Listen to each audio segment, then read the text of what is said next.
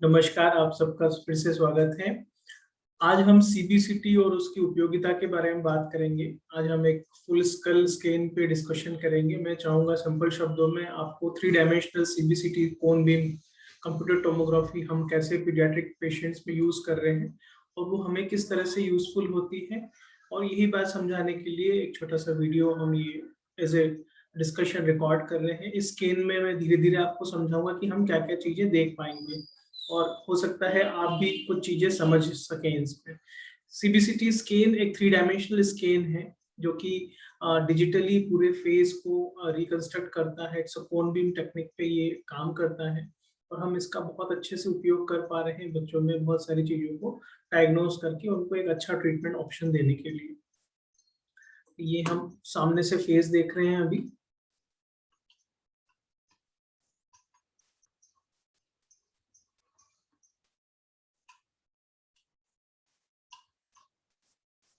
यहाँ पे हम जो देखना चाह रहे हैं वो ये कि दूध के जो दांत हैं, एक तो ये दांत पूरी तरीके से सड़ चुका है। दूसरा हम देख रहे हैं कि लास्ट की जो दाढ़ है उसके आसपास की हड्डी पूरी तरीके से गल चुकी है। ये सारे अभी हमें दूध के दांत दिख रहे हैं और यहाँ पे हमें पक्का दांत दिख रहा है जो कि इस दांत को रिप्लेस करेगा। दूसरी तरफ से हम देख पा रहे हैं ये दांत भी कैविटी में है और उसने इतना बोन को गला दिया है और उसके पीछे पक्का दांत आ रहा है, उसमें भी थोड़ा सा इन्फेक्शन होता हुआ नजर आ रहा है।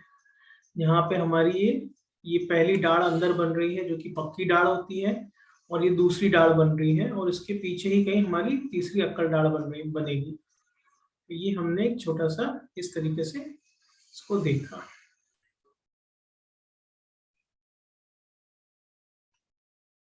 इससे हम स्कल बेस, नीचे की हड्डी हमारी कैसी है, दोनों तरफ की सिमेट्री कैसी है, ये हम सब चीज देख सकते हैं। आंखों की पुतलियां हम देख सकते हैं कि वो सही से डेवलप हो रही। ऊपर का जबड़ा हमारा बहुत इंपॉर्टेंट है दोनों आंखों की, क्योंकि ये ऑर्बिट की फ्लोर बनाता है। आप यहाँ पे देख पा रहे हैं, अगर ये जबड़ा सही से विकसित नहीं होगा तो आंख की गोलाई भी, ऑर्बिट भी सही से विकसित नहीं होगा और ऐसे बच्चों में आंखों की बहुत सारी प्रॉब्लम जैसे नंबर बढ़ना बार बार और इस तरह की और भी समस्याएं जुड़ी हुई हैं। और यहाँ पे हम स्कल का बेस देख रहे हैं ऊपर की तरफ से, तो ये हमारी पूरी स्फेनॉइड बोन है। तो ये सारी चीजें हमें फेशियल सिमेट्री, बोन सही से बन रही नहीं बन रही, ये सारी चीजें हम देख सकते हैं। स्पेशली जब हम फंक्शनल डेंटिस्ट्री में काम कर रहे हैं तो हमें असेसमेंट बहुत इंपॉर्टेंट है। यहाँ पे हम नेजल कैविटी देख रहे हैं और अगर आप ध्यान से देख पाए, मैं कर्सर के माध्यम से आपको दिखाना चाह रहा हूँ डिविएटेड नेजल सेप्टम। ये जो है ये हमारा सेप्टम जो कि राइट की तरफ शिफ्ट हुआ है, डिविएट हुआ है ना। तो ये चीज भी हम यहाँ पे देख सकते हैं।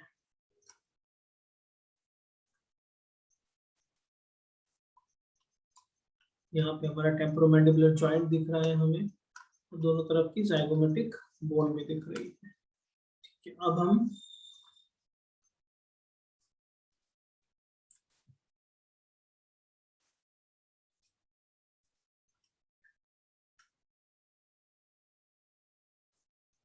एक रेडियोग्राफिक इमेज देख रहे हैं जिसमें हम जबड़े को स्लाइस फॉर्म में देख रहे हैं। यहाँ से हम ऊपर की तरफ जाएंगे, जैसे जैसे मेरा कर्सर मूव होगा तो हम ऊपर के दांत देखेंगे। इस सेक्शन में ऊपर से जैसे हम मुंह खोल के देखते हैं वैसी इमेज हमें दिख रही है। ये जो यहाँ पे आप देख पा रहे हैं ये ऊपर के दूध के दांत हैं जो कि वाइट दिख रहे हैं आपको, है ना। जैसे जैसे हम ऊपर जाएंगे ये हमें बीच के दो दांत दिख रहे हैं, ये लेटरल इंसाइजर्स है और ये प्राइमरी कैनाइन है और ये हमारा फर्स्ट मोलर है। दूसरी तरफ का first molar right hand side का पूरी तरीके से सड़ चुका है, इसलिए यहाँ पे कुछ नहीं दिख रहा है। देखिए पूरा गैप यहाँ पे हमें दिखेगा। दूसरी तरफ का जो है इसमें हमने पहले फिलिंग करी हुई थी इस बच्चे के लिए और ये स्केन अब हम आगे ले रहे हैं। अब नीचे जो इस राइट हैंड साइड पे जो दांत हमारा सड़ा हुआ है उसकी रूट्स हमें दिखने लग गई है और साथ ही हमें जो ज्यादा सफेद दिख रहे हैं वो पक्के दांत दिखने लग रहे हैं यहाँ पे, और ये भी हमारा पक्का फर्स्ट मोलर है। और हम ऊपर की तरफ जा रहे हैं, आंख की तरफ जा रहे हैं, ऐसे ऐसे स्लाइस में जा रहे हैं। मैं अपने पेशेंट से इसलिए शेयर कर रहा हूँ कि पेरेंट्स इन चीज़ों को ऑप्ट करें। जब हम इस तरह की स्केन्स एडवाइस करते हैं तो कई बार पेरेंट्स समझते हैं ये गैर ज़रूरी है, अननेसेसरी है, लेकिन मैं ये वीडियो इसीलिए बना रहा हूँ ताकि पेरेंट्स को मैं बता सकूँ कि हम क्या-क्या चीज़ें उसमें नोटिस कर सकते हैं और कैसे वो बच्चों के दूध के दांतों में और पक्के दांतों के लिए कैसे हमें डायग्नोस्टिक हेल्प कर सकता है, जिससे कि हम प्रॉपर प्लानिंग कर सकें। जॉ डेवलपमेंट, टीथ डेवलपमेंट और उनसे जो अफेक्टेड एनोमलीज बनी है उनको हम अच्छे से समझ सकें। अब यहाँ पे स्कैन में जो आप देख रहे हैं मेरे सामने, वो हमारे ये हमारा सेंट्रल इंसाइजर है, बीच का पक्का दांत है ना, जो कि 7 से 8 साल की उम्र में बाहर आएगा। और ये लेटरल इंसाइजर देख रहे हैं आप, ये लेफ्ट साइड का लेटरल इंसाइजर है। तीनों की ओरिएंटेशन को ध्यान से देखना है यहाँ पे, और हमें ये समझना है कि ये आगे पीछे आने की संभावना यहाँ पे बनी हुई है, क्योंकि आर्च जो है हमारी इस तरह से जानी चाहिए, जिसमें कि ये दांत अंदर की तरफ है, ये दांत बाहर की तरफ है, और ये दांत भी थोड़ा अंदर की तरफ है। यहाँ पे मुझे जहाँ तक लग रहा है ये वाला दांत सही पोजीशन पे है, ठीक है। तो ये सारी चीजें हम अभी से इलस्ट्रेट कर सकते हैं कि दांत जो है पक्के वो कैसे आने वाले हैं।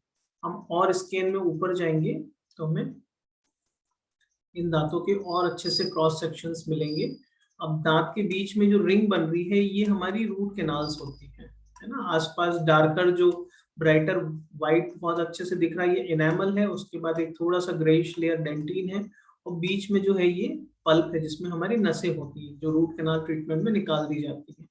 ये हमारा दांत खत्म हो गया ऊपर जड़ की तरफ, अब ये खत्म होने लग गया। इसके साथ साथ हमें यहाँ पे कैनाइन भी दिखने लग गया है, राइट हैंड साइड का कैनाइन दिखने लग गया है, और लेफ्ट हैंड साइड का कैनाइन भी हमें दिखने लग गया है। कैनाइन हमारे सबसे ऊपर होते हैं, छोटे बच्चे में ये आंख के बिल्कुल पास में होते हैं, फिर धीरे धीरे धीरे धीरे नीचे की तरफ डिसेंड करते हैं। तो कैनाइन की पोजीशन भी हमारे लिए बहुत इंपॉर्टेंट है, स्पेशली नेजल फ्लोर से अगर हम इसको कंपेयर करें। और ये मैक्सिलरी साइनस की, मैक्सिलरी बोन की हमें लाइनिंग्स भी दिखने यहाँ पे लग गई है। ये स्केन हम नीचे से ऊपर की तरफ जा रहे हैं, आंख की तरफ जा रहे हैं, और यहाँ हमें नेजल सेप्टम दिखना है ना, बोलते हैं ना नाक की हड्डी टेढ़ी हो गई है, तो वो इसी हड्डी को हम लोग देखते हैं।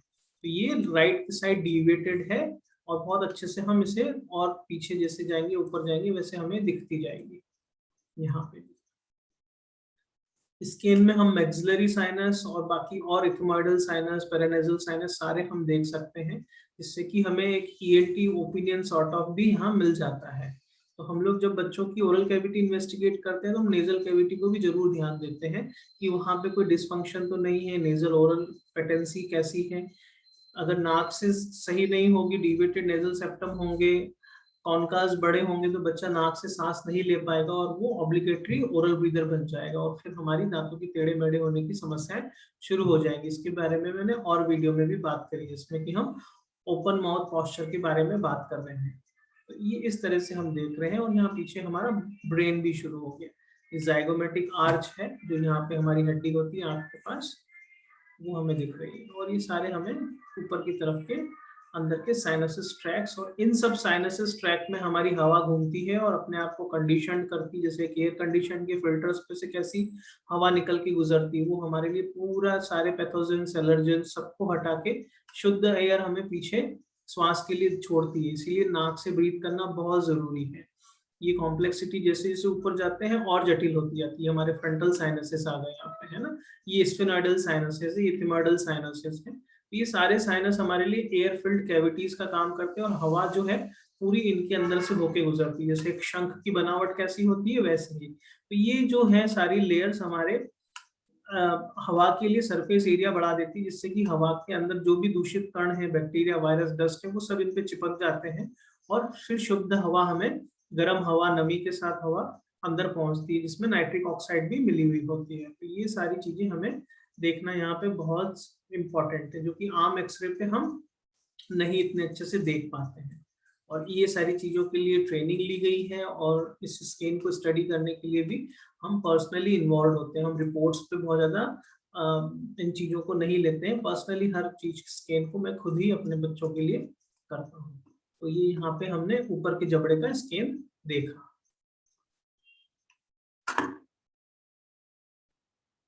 अब हम नीचे की जबड़े की बात करेंगे जिसको हम मैंडिबल बोलते हैं। ये हमें ऊपर के दांत दिख रहे हैं क्योंकि एक दूसरे से दांत ओवरलैप्ड होते हैं, इसलिए हम वहीं से शुरू करेंगे। अभी हमें नीचे के दांत दिखने लग गए। ये अभी हमें टूथ के दांत दिख रहे हैं। ये सेंट्रल इंसाइजर, ये लेटरल इंसाइजर और ये राइट साइड है। यहाँ पे राइट साइड दर्शाया जाता है और ये हम बहुत अच्छे से इन चीजों को देख समझ सकते हैं। नीचे की जॉ लाइन बहुत अच्छी है ना। अधिकतर हम देखते हैं बच्चों के दूध के दांत बहुत अच्छे से आते हैं और फिर पक्के दांत हमारे बच्चों के हमें लगता है कि बिगड़ते जा रहे हैं ना। हर पेरेंट ये बोलता है कि सर दूध के दांत आए थे तब बहुत अच्छे थे, लेकिन अब ये समस्या ऐसी हो गई है कि ये दांत टेढ़े मेढ़े हो रहे हैं। तो उनके पीछे का भी कारण हम समझते हैं यहाँ पे।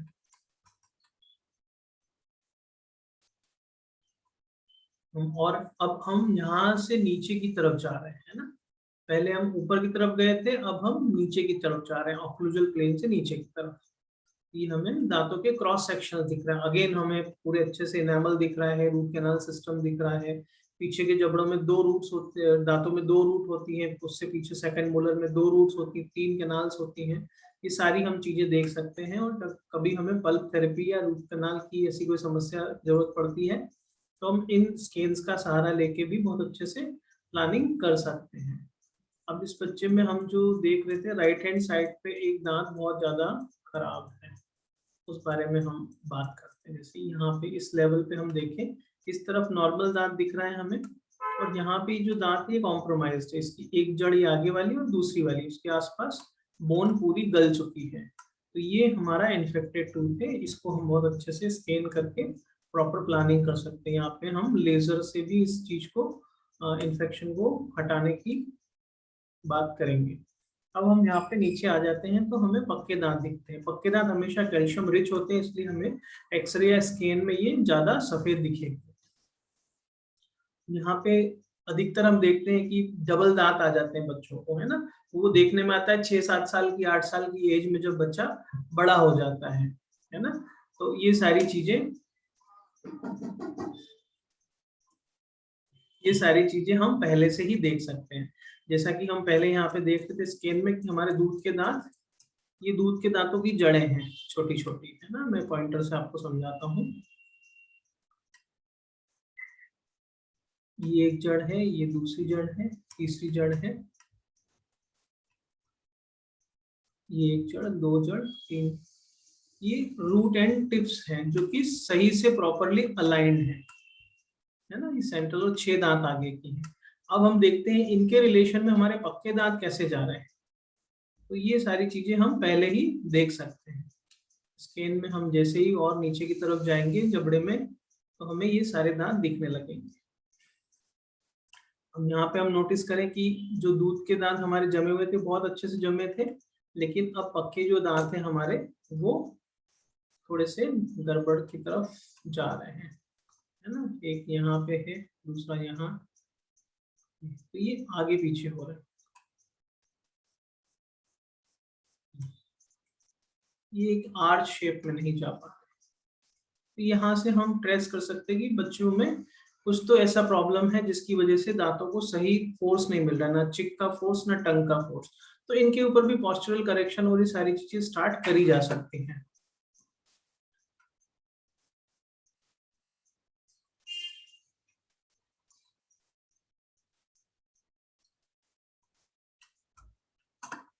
हम स्केल में और नीचे जाएंगे, फिर हमें यहाँ पे कैनाइन्स भी दिखने लग गए हैं। कैनाइन हमेशा बहुत दूर रहते हैं, वो उन्हें बनने में बहुत टाइम लगता है, उनकी रूट भी सबसे लंबी होती है, इसलिए वो सबसे नीचे हमें दिखते हैं। ये हम पूरा बोन को नीचे की तरफ आके हमने स्केल को पूरा फिनिश किया।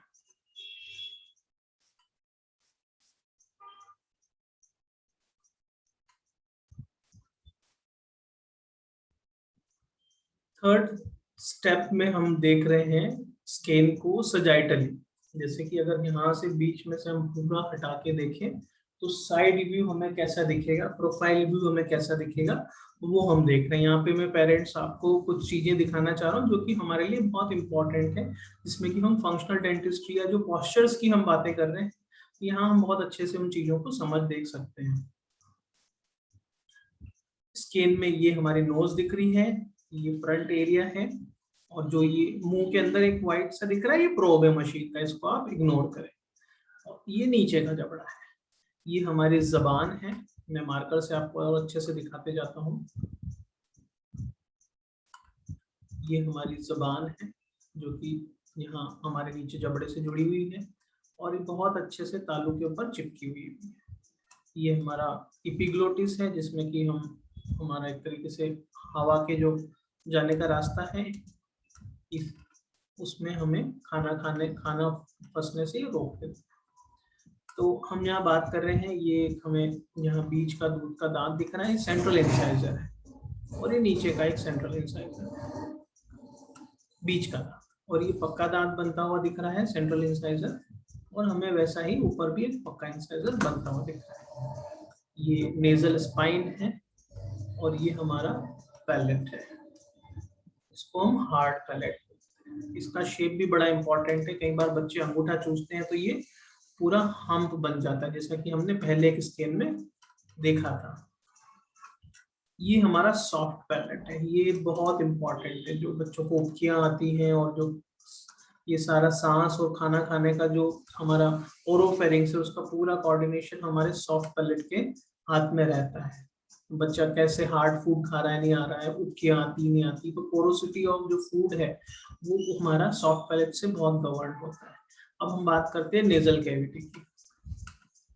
यहाँ से हमारी श्वास जाती है, ये सारे हमने साइनसेस पढ़े हैं, अभी देखे थे पिछली कुछ देर पहले। श्वास जाती है इन सभी साइनसेस के अंदर से होती हुई, फिल्टर होती हुई पीछे की तरफ से नेजोफेरिंग्स, ओरोफेरिंग्स, एपिग्लोटिस हमारा खुल जाता है और हवा हमारी सीधी ट्रैकिया में चली जाती है। ठीक है, तो ये हमारा श्वास लेने का रास्ता है। और वैसे ही हम देखें तो हमारा खाना खाने का बोलस, हमने खाना लिया, उसको अच्छे से चबाया, जुबान ने यहाँ ऊपर उसका एक बोलस बना के इसको पीछे की तरफ पुश करके खिसका देती है। उस समय ये एपिग्लोटिस हमारा बंद हो जाता है, श्वास की नली को बंद करके पीछे की तरफ ईसोफेगस में, जिसको खाने की नली बोलते हैं, उसमें खाना पूरा शिफ्ट कर देता है। तो इस तरीके से हम खाना खाते हैं, चबाते हैं और इस तरह से हम श्वास लेते हैं। ये बड़ा ही कोऑर्डिनेटेड मूवमेंट है और इस चीज को हम ब्रेस्ट फीडिंग के टाइम से ही ट्रैक करते हैं। पीडियाट्रिक डेंटल क्लिनिक्स पे हम लोग ब्रेस्ट फीडिंग असेसमेंट भी करते हैं, जिसमें कि सक, स्वेलो और ब्रीथ की रिदम को हम देखते हैं और वहाँ ये सारा मैकेनिज्म हमें समझ में और देखने को होता है। यहाँ पे हमारा जो है ये स्फेनॉइड साइनस दिख रहा है, यहाँ पे फ्रंटल साइनस होगा और ये इस तरीके से हमारा स्कल बेस है, और ये हमारी पिट्यूटरी ग्लैंड को रखने के लिए, रहने के लिए जगह है, जिसको शेला टर्शिका बोलते हैं। और ये स्कल बेस है, ये हमारी स्पाइंस शुरू हो गई, इसको हम सर्वाइकल स्पाइंस बोलते हैं, C1, C2, C3, C4। ये हमारे लिए बहुत ही इंपॉर्टेंट, स्ट्रेटेजिकली इंपॉर्टेंट एरिया है, जहाँ पे कि हम ओरोफेरिंग्स, नेजोफेरिंग्स की गोलाई आकार और उनका क्रॉस सेक्शन भी देखते हैं, जिससे कि हमें ये पता चलता है कि बच्चे में खाना खाने की नली या श्वास लेने की नली में सुगड़न तो नहीं है, नेजल कंजेशन तो नहीं है। तो सारे जो ब्रीदिंग फंक्शन है, च्यूइंग फंक्शन है, वो हमारे अच्छे से पेटेंट होने चाहिए, वो हम यहाँ से देख सकते हैं। स्पेशली आपने नोटिस करना है टंग का पोजीशन, टंग हमेशा पैलेट के ऊपर चिपकी रहेगी।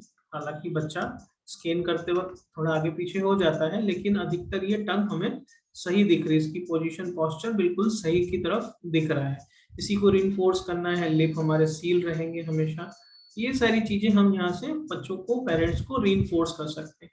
देखिए कोई स्कैन होगा, कोई अगर ऐसी चीज होगी तो हम डेफिनेटली पेरेंट्स को उसको समझा सकते हैं, उन्हें पिक्चर फॉर्म में इस तरीके से ग्राफिकली समझा सकते हैं, तो वो भी मोटिवेट होते हैं और उन्हें चीजें समझ में आती हैं। ये सारी चीज, ये हमारी हायराइड बोन है। ये हमने देखा क्रॉस सेक्शन में, जिसको हम चौथे स्कैन में हम फ्रंटली देख रहे हैं इसको, एंटीरियो पोस्टीरियर रीजन में, आगे से पीछे की तरफ, जहाँ पे हमें आंखें भी दिख रही हैं। ये राइट साइड का है, ये लेफ्ट साइड की आंख है। तो यहाँ हमारे लिए इंपॉर्टेंट होता है फ्लोर ऑफ ऑर्बिट, वो कैसे डेवलप हो रहा है, बायलैटरली सिमेट्रिकल है कि नहीं है। अब इस बच्चे में हम डिविएटेड नेजल सेप्टम यहाँ पे नोटिस कर रहे हैं। जो कि राइट की तरफ डिविएटेड है, और जो हमारा लोअर कोनका है वो लेफ्ट का बड़ा हुआ है, या कहेंगे राइट का छोटा है। ठीक है, तो ये डिसिमेट्री है यहाँ पे। साइनसेस की साइज में भी हमें यहाँ से चेंजेस दिख रहे हैं। जैसे जैसे हम और पीछे की तरफ जाएंगे हमें ये चीज और क्लियर होती जाएगी, मैं आपको समझाता जाऊंगा। ये हमारे एथेमोइडल साइनसेस हैं जो कि हमारी नेजल कैविटी से सब कनेक्टेड है, जो कि हमने अभी बात करी थी कैसे हमारी एयर फिल्टर होके जाती है। ये हमारा ऊपर का जबड़ा है और ये हमारा नीचे का जबड़ा है। ध्यान देने वाली बात है कि हम शेप ऑफ पैलेट भी इस स्केल में स्टडी करने वाले हैं।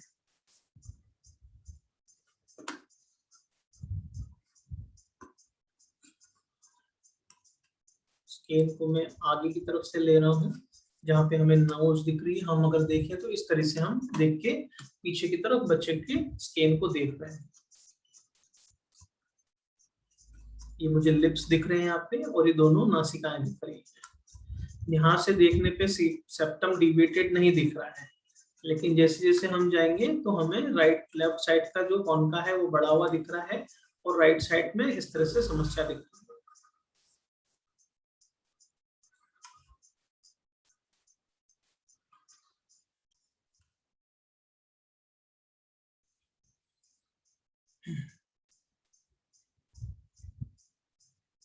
जब हमें यहाँ पे दांत दिखने लगे, जैसा कि हमने क्रॉस सेक्शन में भी देखा था, राइट लेफ्ट साइड का जो दांत है वो आगे की तरफ है, तो ये हमें स्किन में पहले दिखने लग गया।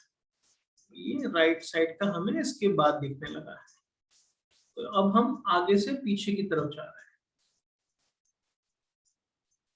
हैं। ये हमारे पैरानेजल साइनस के लिए बहुत इंपॉर्टेंट और जरूरी है। यहाँ पे हमें बेसिकली जो मैक्सिलरी बोन है, जिसमें ऊपर का जबड़ा हम बोलते हैं, वो हमारी नोज की फ्लोर भी बनाता है, जैसे कि यहाँ मैं आपको पॉइंटर से समझा सकता हूँ। ये हमारी नाक की फ्लोर है, और ये हमारा मुंह का छत है, रूफ है।